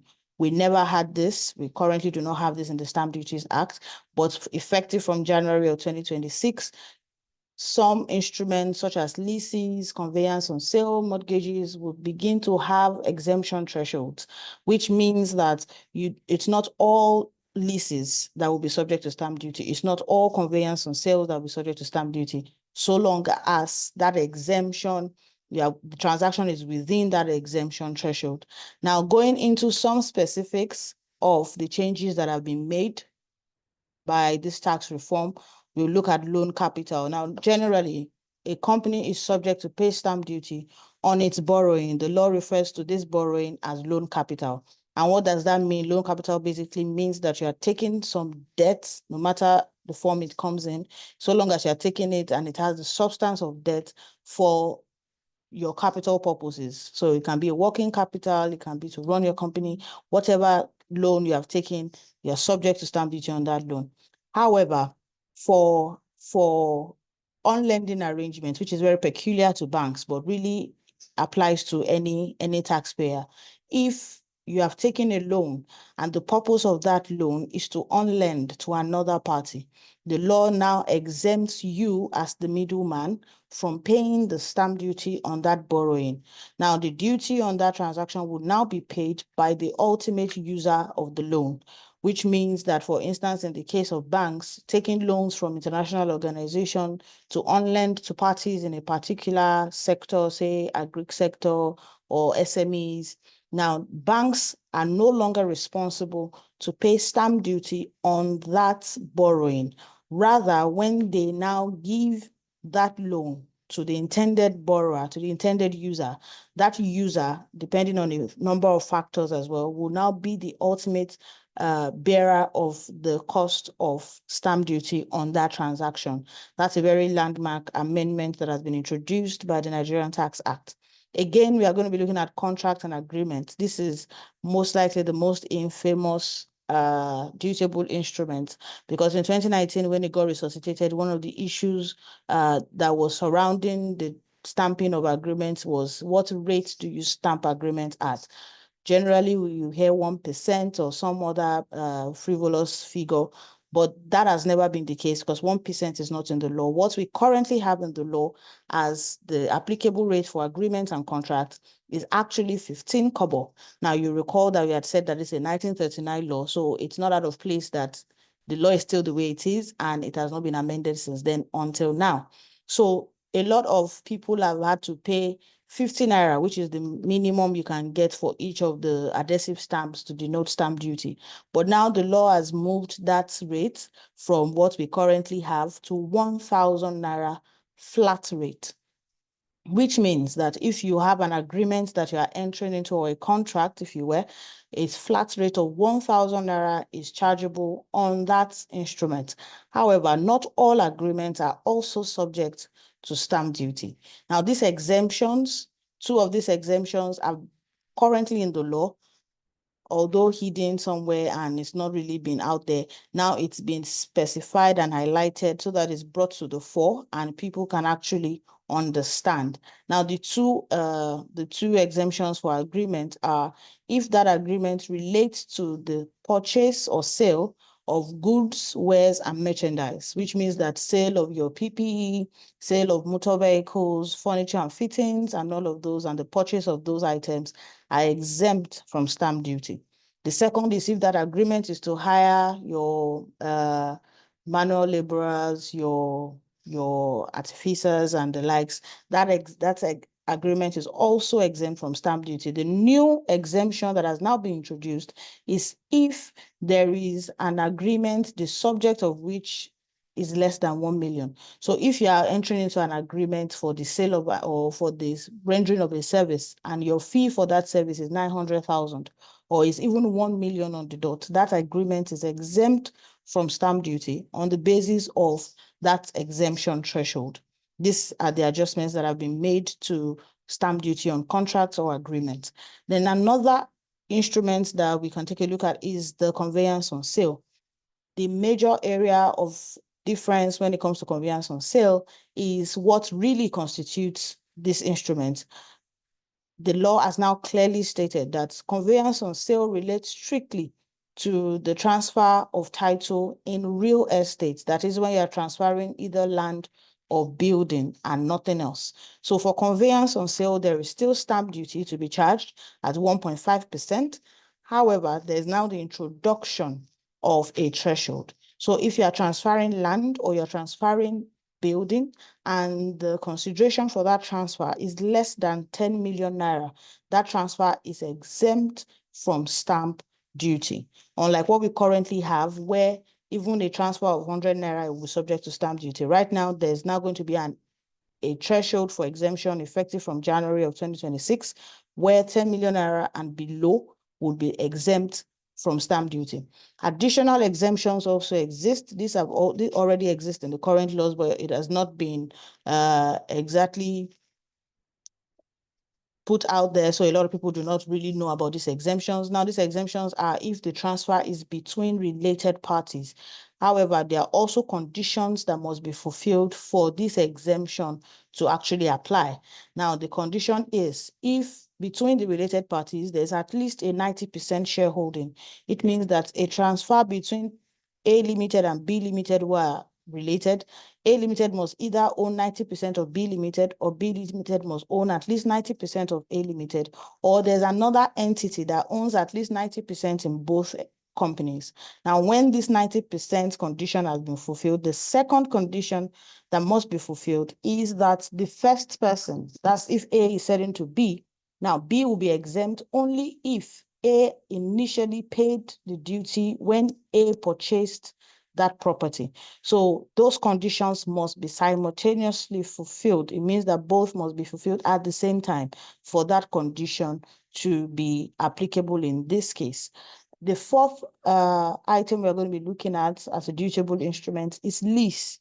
Now, lease agreements are subject to stamp duty even currently, and that duty is payable by the lessee, which means that if you are landlord, tenant, lessor, lessee, the tenant or the lessee in this case is responsible to pay the duty. And the duty rate is based on the tenure of that lease arrangement. So currently we have rates 0.78%, we have 3%, and then we have 6%. But the Nigerian Tax Act has reduced that rate and capped it at 3%. That means any lease arrangement from 0 to 7 years will be subject to tax at 0.78%, which is what we currently have. However, from January, any lease arrangement that exceeds 7 years will now be subject to tax at 3% and no more, right? Which is very good for companies and taxpayers generally.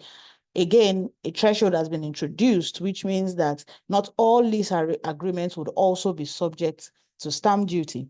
If you have a lease agreement and the annual value of that lease is 10 million naira or 10 times the minimum wage, whichever is higher, when that lease value is that amount or less, then no duty would apply at all. The same thing for marketable securities, which we currently have. The rates are dependent on the tenure of the security, right? Whether it's raised for a short term of less than a year or between 1 and 3 years or exceeding of 3 years, which is how we currently compute the duty on marketable securities. However, the Act now provides that regardless of the tenure, right, you would have to stamp it at the same rate. Currently, the rate goes up to 2.25%. Now, the law has maintained the lowest rate in that range, which is 0.225%. And any security that is raised by a company will be subject to tax at that rate, to stamp duty. Now, what are marketable securities generally? These are debt instruments that you raise to generate funds. So it could be your commercial papers, your Euro bonds, your green bonds, regardless of how you raise them or where you raise them. So because Nigerian companies often would raise instruments outside of the country for tax planning purposes or operational purposes. It does not matter so long as the company that raises that security is a Nigerian company, will be subject to pay stamp duty on the marketable securities, but effective from 2026 will now be at a reduced rate, a much reduced rate actually, of 0.225%. And that brings us to the end of the key changes to stamp duties. At the end of the session, we will take any questions that we may have. Thank you very much. I'll now hand over to the next speaker, Mr. Kilian Kanoba. Thank you.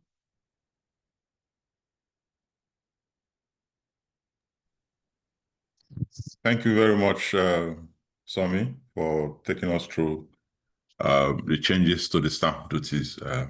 Mr. Kilian, you are muted. Can you check? He's not muted, though. He's not. Please Okay. go ahead. Okay, thanks. So, Tina, are you sharing the slides or I should share from my end? Please share from your end. Okay.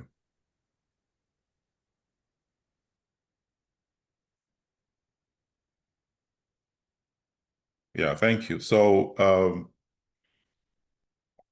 in my opinion, I think the best news from the amendment of the the various tax laws is actually contained in the changes to the VAT law, which of course is also now consolidated into the Nigerian Tax Act.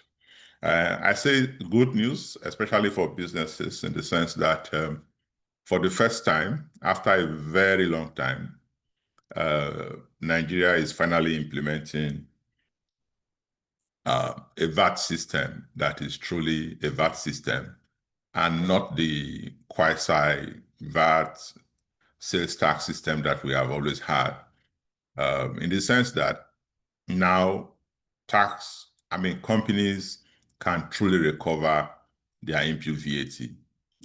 The bulk of the restrictions that we used to have are no longer applicable. They've been lifted. So on that note, I would say it's good news.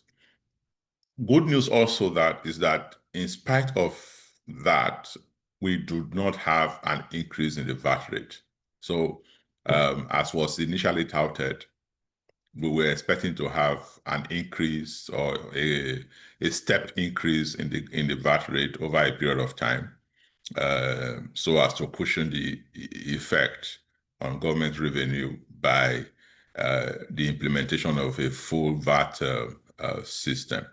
So that, I would say, is a key highlight. But there are so many other, there are quite a few other interesting things for us to take note of. One of which, first of which is the fact that we used to have this difficulty in determining what exactly is an exported service when it comes to determining the VAT on services that are exported. First, there was an attempt to amend the law with the Finance Act in 2019. And in the process, a lot more confusion was introduced, where by the straight reading of the letters of the law then, it appeared as if we no longer recognize exported services in the Nigerian context. That has now been corrected. So VAT-able services are now clearly reflected as, the law now recognizes VAT-able services purely on the basis of destination principle, which is the best global best practice as recommended by the OECD. Of course, with a few exceptions, in the sense that services and VAT on services is now to be paid in the location of the consumer of the service, which was not the situation, which was not clearly the situation in the law prior to now.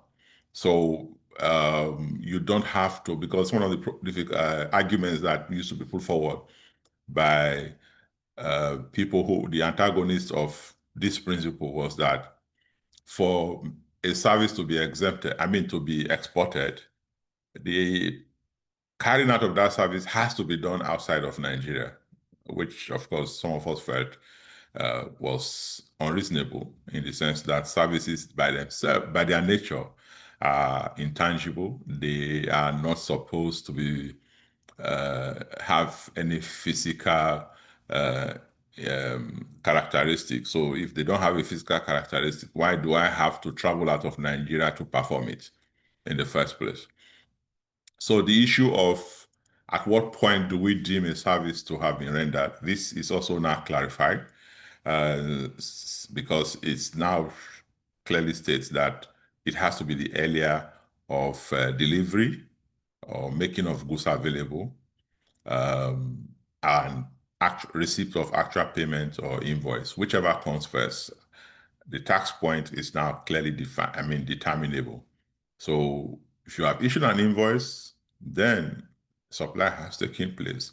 If you have received payment in advance for a service to be provided subsequently, or goods to be provided subsequently, for the purpose of VAT, the supply has also taken place.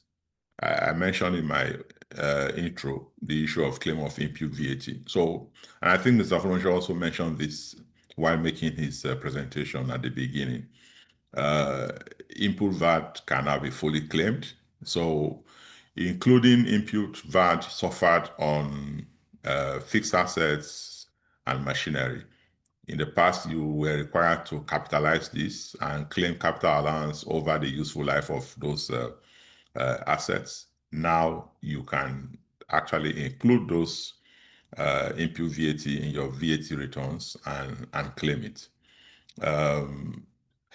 But the issue of impute VAT on overheads and expenses is something that if you ask me, I would say we probably still have to wait for a little bit of guidance, because how do you determine which of these expenses have been used in a taxable supply? Somebody did ask in the Q&A chat box as to if a company is making supplies that are not liable to VAT, can it claim impute VAT? The answer, of course, is no. So if you have a company that is involved in non-VAT or transactions that are not liable to VAT, alongside transactions that are liable to VAT, such a company must now be able to clearly demarcate and account for the impute VAT on those transactions separately. The one on taxable transactions definitely will be recovered, will be treated as recoverable impute VAT, while impute VAT on non-VATable transactions have to be treated in the traditional way of expensing them via the income statement. Services have now been clearly defined. Interestingly, what the law now expects you to do is, first and foremost, just know that every transaction you carry out is liable to VAT, except that transaction is specifically included in the exempted items. So don't jump to say this is not a supply, that is not a supply. The way the law has now been couched, every transaction is either a VATable good, supplier of VATable good, or a supplier of VATable service. So where you should get your comfort from, it's not necessarily in nature, but you need to go to the list of exempted items and check to see whether your particular transaction is included in the list of exempted items. Because what the law now says is that services is anything other than goods or services provided under a contract of employment. So that's a very general cover for almost everything.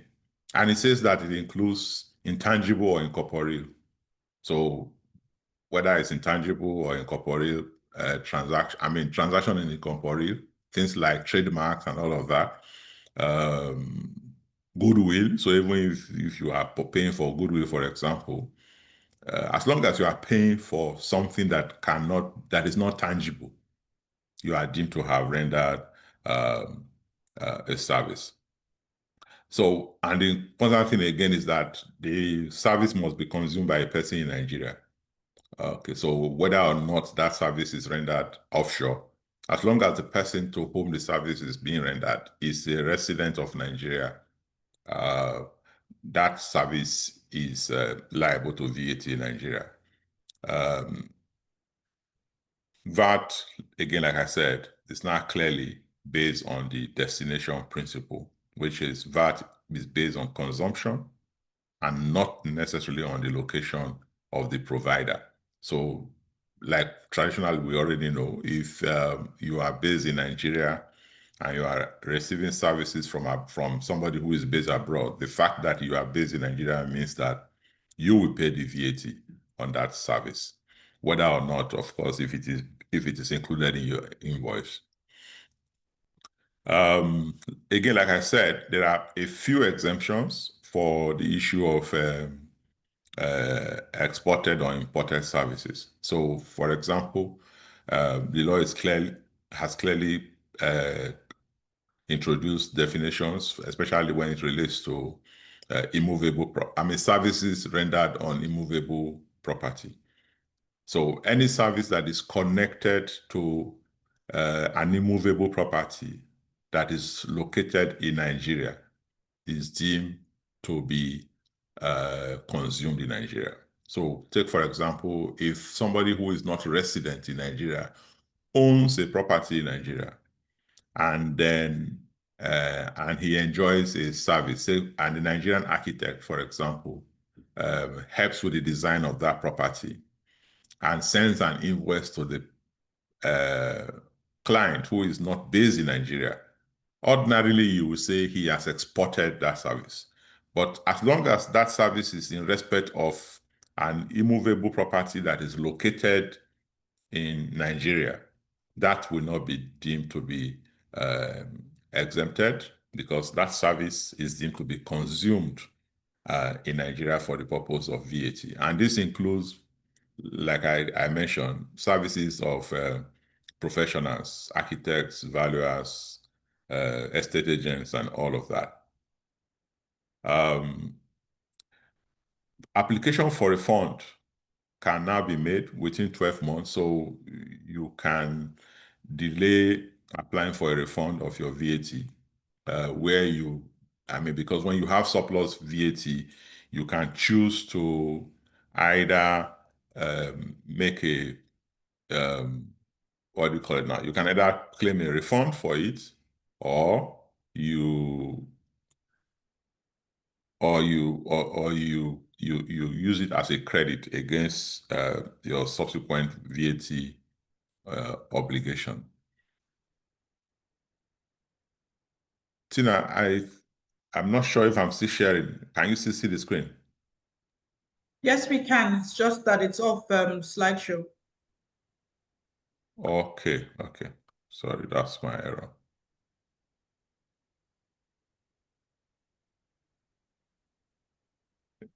Okay.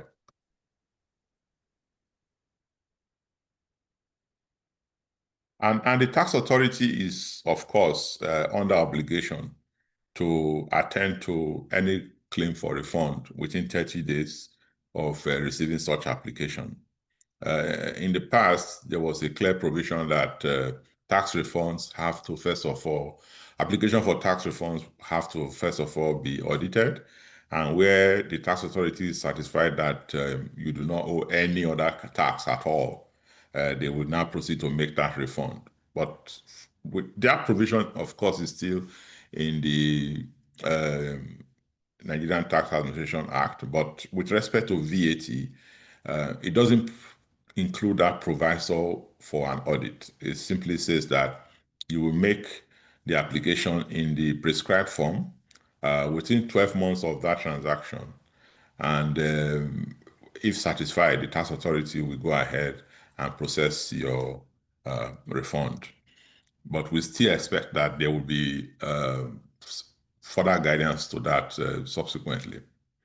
And like I said, you now need to take a look at the list of exempt items for you to determine what is exempted, whether they are goods.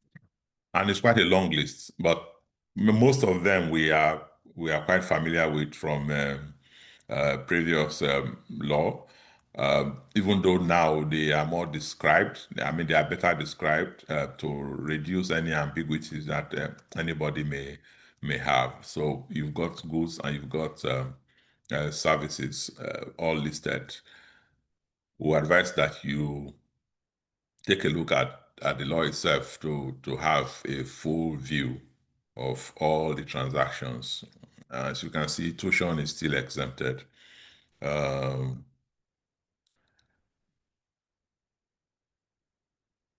Now, there is the issue of fiscalization of VAT supplies. Just yesterday, I think, we had a webinar on the FRS e-invoicing system that they are introducing. So this is also covered in the VAT law that enables the tax authority to implement a fiscalization system.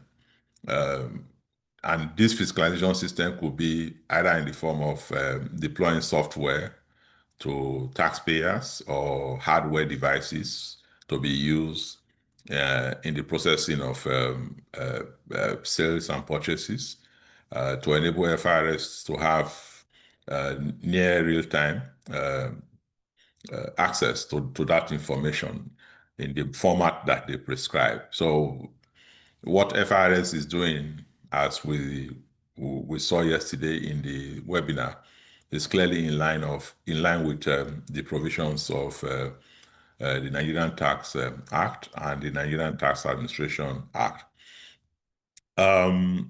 Taxpayers are also expected to make clear attribution in their VAT returns, which means they must state the place of consumption or the place of supply of those taxable services or goods that they rendered in a particular month.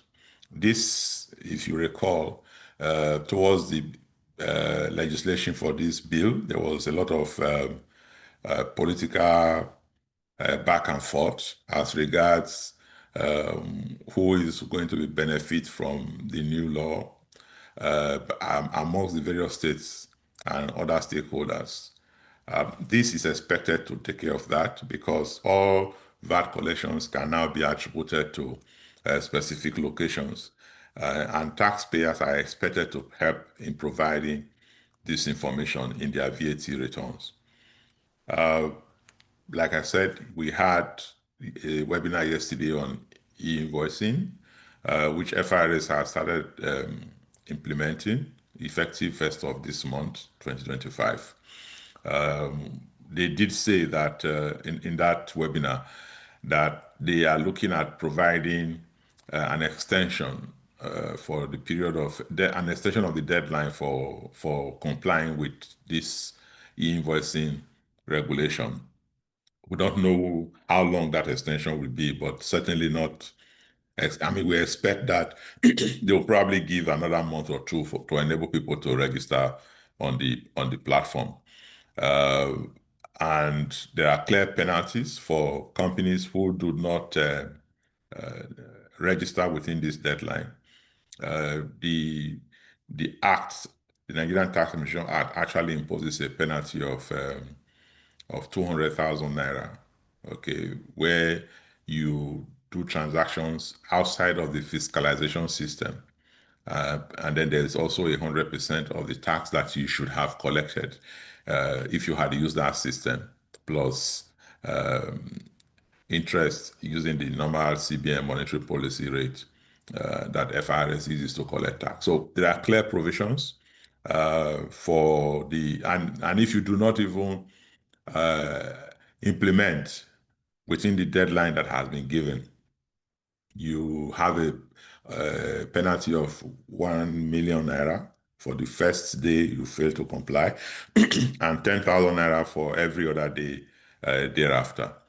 So we expect that with this, making of VAT returns is going to be easier if FRS successfully carries out the implementation of the e-invoicing system using the merchant buyer solutions that they are deploying currently. I wouldn't want to bore us with all these details because this is a subject that was covered in detail yesterday. But I'm sure when you get the slides, you may want to take a look at them again, and you can direct your questions as appropriate. But just take note that there are cost implications and there are new things to learn by all businesses with respect to the implementation of the e-invoicing. It also means that FRS is trying to see everything that you do. So you need to be able to put your house in order to ensure that your audit risks are properly taken care of. And if you have any reasons to reconcile, you must have good enough documentation to reconcile any differences that may arise between your records and what FRS is seeing for you. So to conclude, and just before Mr. Folonshaw gives closing remarks, we just need to recall, as we have said so far in this presentation, that the new tax laws are effective from 1st January 2026. There is enough time for everybody to prepare.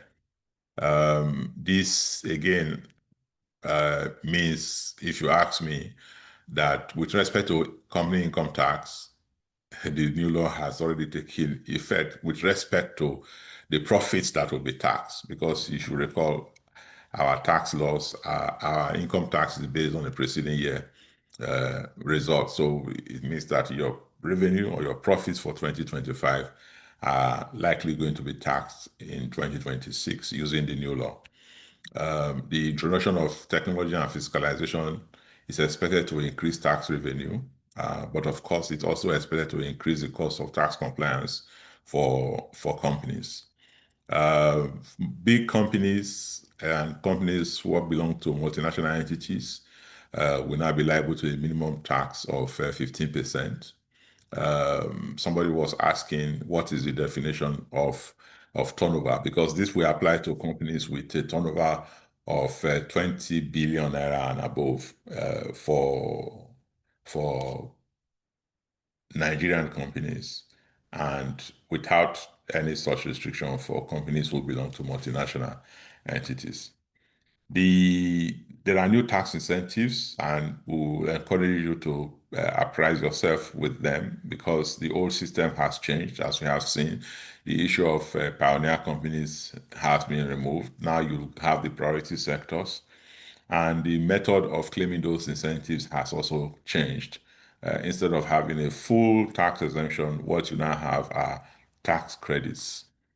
Similarly, there are changes for companies in the free trade zones, as has also been mentioned. That burden is expected to reduce, mainly because companies can now claim full impute VAT on their purchases of goods and services used in providing taxable supply. Lastly, the penalties are now stiffer. People can actually go to prison for violating the tax laws.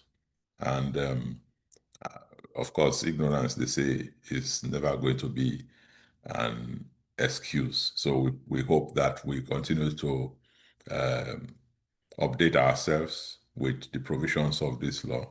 And I'm sure that we at Crescent Pedabo are always on standby to assist you with any clarification that you may require. Thank you very much. Thank you very much, Mr. Kanoba. Thank you to all our panelists and all our speakers. We have tried to answer most of the questions. I see there are 3 more. We are about 13, 14 minutes above, beyond our schedule, but we will take some questions for those of us who would like an opportunity to speak. If you can just raise your hand quickly, and one of the panelists will be able to address them. I will start with one question that is currently not being answered in the Q&A. If one of you would like to jump on that. Will the export expansion grant still be applicable under the new Tax Act?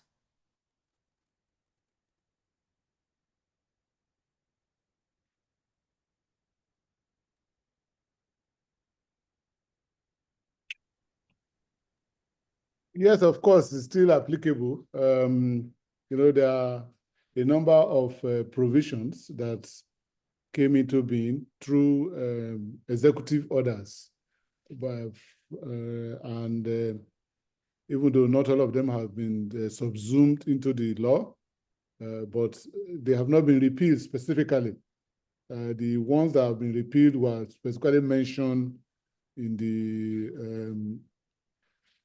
the law. So most of those existing provisions that came into being through executive orders still subsist, and they will still be honored.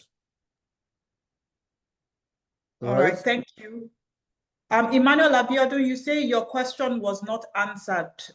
We might not be able to find the question now, so if you want to raise your hand and ask it, maybe we can take about 3 questions.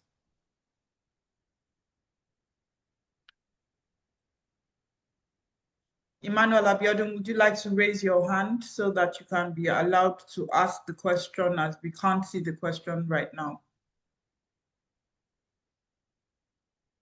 I was asking about the FIRS invoicing mandate compliance update. This is his question, where it states that the pilot phase is expected to be concluded on 31st July 2025, with full implementation scheduled to begin on 1st August 2025 for taxpayers with an annual 5 billion and above turnover. Okay, so what is the question? You've simply yeah, I think he's just reiterating. Yes, you are right. FRS invoicing mandate, compliance mandate is already effective from 1st of August. Companies with turnover of above 5 billion naira are expected to register and begin implementation using the guidelines that FRS has provided. Some companies have already started, especially those who were involved in the voluntary pilot program by FRS. So if you were not involved, what you are expected to do is to register and commence the integration process using the FRS recognized system integrators. I hope that answers the question. Now, yes, if your turnover is less than 5 billion, of course, you are not yet covered. But you can voluntarily join the program, even if your turnover is less than 5 billion for now. Thank you, Mr. Killian. There's another question. In all of the NTA, the Nigerian Tax Act, I have not heard anything around TPR. Was this an oversight, or no such department exists anymore? Okay, I saw this. I wasn't too sure what he meant by TPR. Yes, in transfer pricing regulations. Transfer pricing. Okay. Yeah, the regulations have not they have not changed. Don't forget that you still have got the transfer pricing regulations are still there. They have not changed, just to answer your question. So in terms of methodologies and the returns that you have to file, all of that are still existing. So we are just concentrating on things that have really changed in this webinar. Yeah. And the fact is that the base on which transfer pricing was introduced has not been removed from the law, which is an artificial transaction.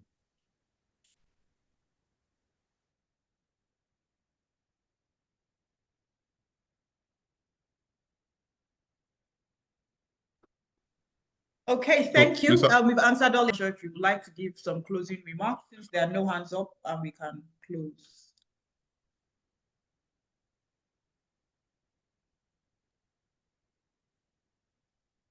Yeah, I think okay, may want to say something. Thank you so very much.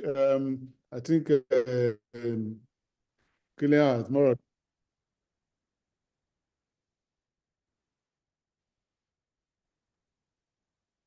Yes, speaking already, Killian. I can't hear you. Okay, I hear you now. Hello, I'm not muted. Can I speak on? Yes, I can hear you now. Okay. I can hear you now, Mr. Folorosho. Okay, thank you very much. You're not muted. We can hear you. Okay. I want to. I'm muted now. No, we can hear you. I'm not. Okay, I'm not. We can hear you. It was just a network glitch. Okay. I think it's the power. All right. So just want to say thank you to everyone that have taken time to join us today on this webinar on the new tax law. I noticed that quite a number of questions have been answered, and I also see the huge number of persons that have taken time to join us. This is just the beginning of the exposition on the new tax law, as we expect the guidelines to be issued by the FRS, Nigerian Revenue Service.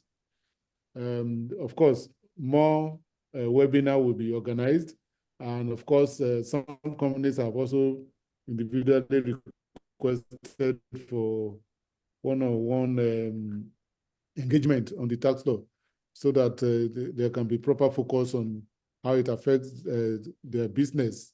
We are open to that, and we can have engagement and discussion around digging into specific as it affects individual company. A lot of people want to run off, to pray. Today is Friday, so let me say thank you to everyone. Killian already summarized what we have discussed, particularly as it relates to the implementation, and I think it's very key that we need to watch out for the implementation and the effective dates. If you go to Section 203, it's clearly stated that it starts from 1st of January 2026, and so the implementation depends on the nature of tax or the type of tax. And we need to be ready as we continue transactions even in 2025. We must take into consideration the implication and the impact of the new law on those transactions. Once again, I want to say thank you and have a restful weekend. Thank you very much, everyone. Enjoy the rest of your day and weekend ahead. If you have further questions, you can continue to engage with the team, and we're happy to provide responses. We did share a short feedback form in the chat. It will take you less than a minute. Please do take some time to help fill that so we can improve on our sessions going forward. We will be sharing the material with all registered participants, and we hope to continue to engage subsequently. Thank you, everyone, and enjoy the rest of your day.